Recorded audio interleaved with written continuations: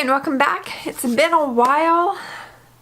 I was on vacation for Thanksgiving break and it was glorious. I got to see three of my siblings. I haven't seen my eldest brother in like 9 years and it was amazing. So I have been using this palette for 2 weeks straight. It's the only eyeshadow that I have used, and I have some cons and pros about it, and I'm going to get into that really quick, and then I will be picking my next 2 weeks one palette.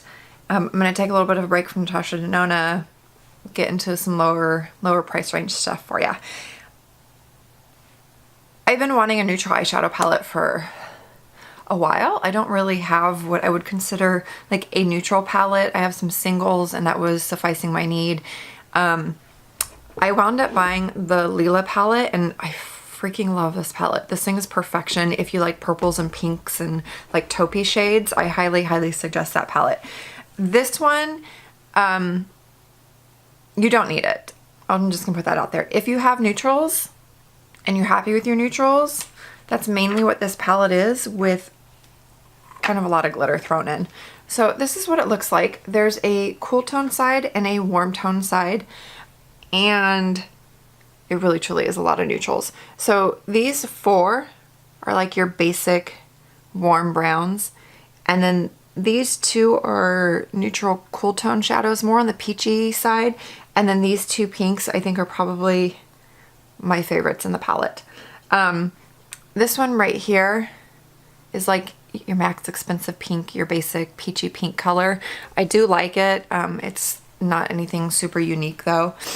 This glittery shade up here is very pretty as long as it's used correctly, and they really don't swatch that great, so I'm gonna have a hard time kind of showing swatches. But it's got like this multi-dimensional glitter in it and like a cream color base, and looks really pretty on the lid and then in the inner corner. I love it. The two burgundy shades, they swatch like crap, but they build up so nicely on the eye. I can totally get down for those. This gold one is almost like an old gold type of look, and this is really pretty on the lid. Basically all of the glitters are really nice on the lid. The mattes I found, they build up nicely, they blend out beautifully. This is what I'm wearing today. Today I'm wearing this one right here, and then this one in my inner crease, yeah, my outer V, and then I have this metallic shade, which is beautiful on my lid. These two, this one and this one, they are really similar to each other. That's my only like major qualm with this palette, is that these two are so similar. Like this gold, I'm not one for gold eyeshadow. Like I don't really care for it. This gold, once it settles onto my lid and like just kind of sinks into the skin, oh my gosh, it's pretty. I caught myself like looking in the mirror at this gold shadow. It's pretty nice. This one in the middle is amazing for lower lash line. It's one of like those MAC blue brown pigments or the Comfort Zone palette, the eye definer shade.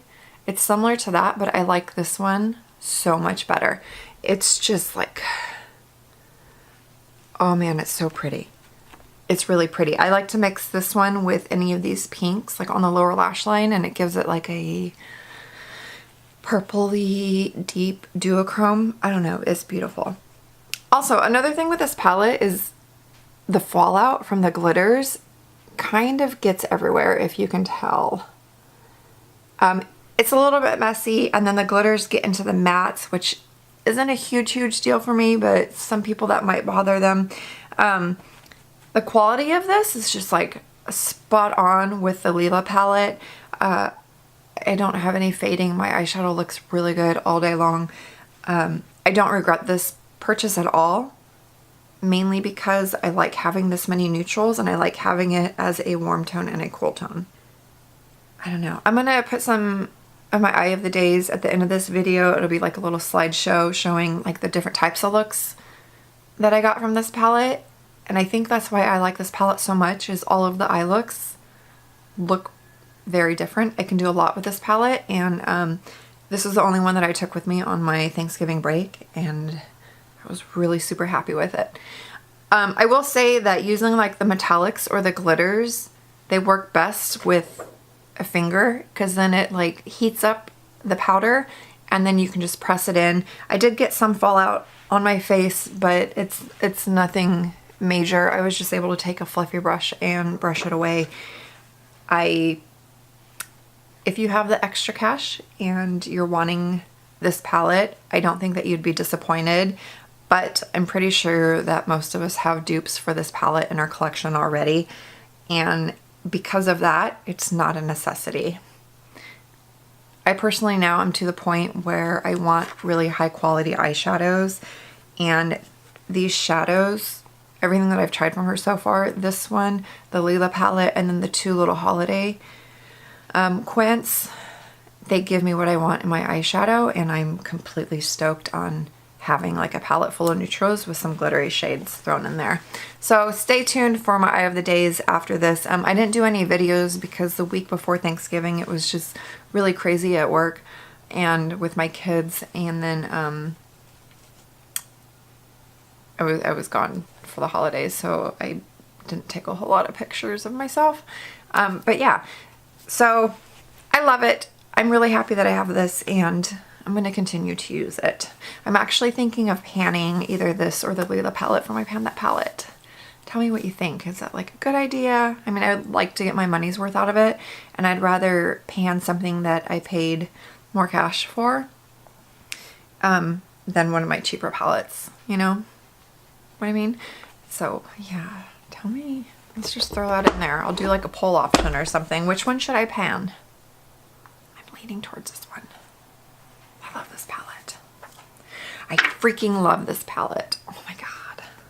I had ordered the Element of Surprise palette from ColourPop, and I had kind of forgot that I'd gotten it, and I opened up my vanity and there it was sitting. So it really was a little surprise. This thing is really pretty. Real pretty. Like, this is my jam. So these glittery shades are almost like toppers. I might as well just swatch it for you. There's this one. Ooh, what a crappy swatch. This is like one of those pink duochrome colors. This one is a peach. Oh dang, that's not liking me. This one's really pretty. It's a burgundy. Ooh, that's hella pigmented. This, it's like a rose gold. That reminds me of DJF ColourPop Super Shock Shadow. That's really pretty. This purple reminds, that's kind of like a lighter version of Stars and Rockets. And then this warm brown, it's like a mustard brown, is really nice. I haven't used this palette yet. I just found it this morning. And then there's another like burgundy, almost purple shade. Oh man. And then this pink. This is going to be really pretty underneath this one, I think, or that topper. So, oh man, that pink. So this pink is like that one that's in the like every single holiday Too Faced palette. And then this brown has some shimmers to it, but I think it's a little bit more of a cranberry brown. This one is really pretty. This is, I think, another rose gold one. That one's nice. I think I'm going to do this one for sure. And then another light brown. That's like a peachy brown. And then this probably like Max Cranberry. Yeah. Okay, so this is my next 2 weeks one palette for Shizzle. I really like ColourPop's pressed shadows. They're nice. I don't have any complaints about them. I think that they've done a really good job. And these palettes are so good for the money. Like, so good. Yeah. So, stay tuned. I will be posting my Instagram looks using this palette occasionally, and then I'll have my review on this palette in 2 weeks. Thank you so much for watching. I hope that you have a wonderful rest of your day, and I will see you in the next one. Bye!